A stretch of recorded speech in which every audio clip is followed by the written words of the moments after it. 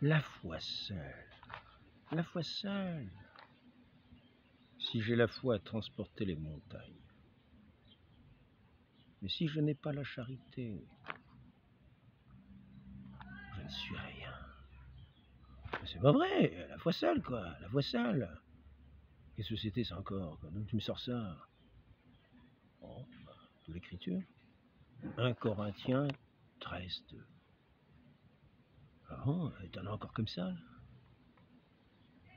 Vous voyez, c'est par les œuvres que l'homme est justifié, non par la foi seulement. Qu'est-ce que vous me dites? Frère Alain, qu'est-ce que vous me dites? La foi seule. La foi sans les œuvres est morte. Non, c'est pas vrai, c'est pas vrai, c'est pas vrai. Saint Jacques, chapitre 2, versets 24-25. Ah, l'écriture seule. L'écriture seule. Ah ouais, il n'y a pas besoin de l'église, l'écriture seule.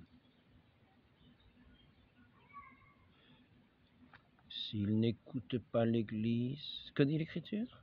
S'il n'écoute pas l'église, tiens-le pour un païen et un publicain. Qu'est-ce que c'est que ce truc encore? Saint Matthieu, chapitre 10, chapitre 18, verset 17. Ah, c'est pas vrai, ce bonhomme-là. Ça ne veut pas dire qu'on a des traditions humaines, quand même. Je m'étonne que vous ayez abandonné la grâce du Christ pour passer à un autre évangile. Qu'est-ce que c'est ça? Galates 6. S'il vous plaît, que dit l'Église alors? L'Église, c'est simple. Puisqu'il faut écouter l'Église, écoutons-la. Notion de l'Église. Le catéchisme romain décrit l'Église comme la réunion des fidèles qui ont été appelés à la lumière de la vérité et à la connaissance de Dieu dans la foi et qui, après avoir déposé les ténèbres de l'ignorance et de l'erreur, honorent pieusement et saintement le Dieu véritable et vivant et le servent de tout leur cœur, ou bien, pour employer une expression concise de saint Augustin, comme le peuple des fidèles a répandu sur toute la terre. À l'époque tridentine, la définition objective de Bellarmin est devenue d'usage courant.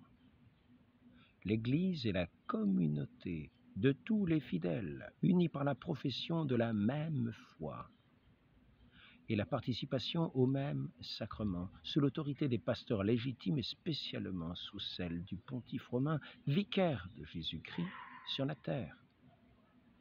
Dans la première définition, on fait ressortir davantage le caractère intérieur spirituel de l'Église.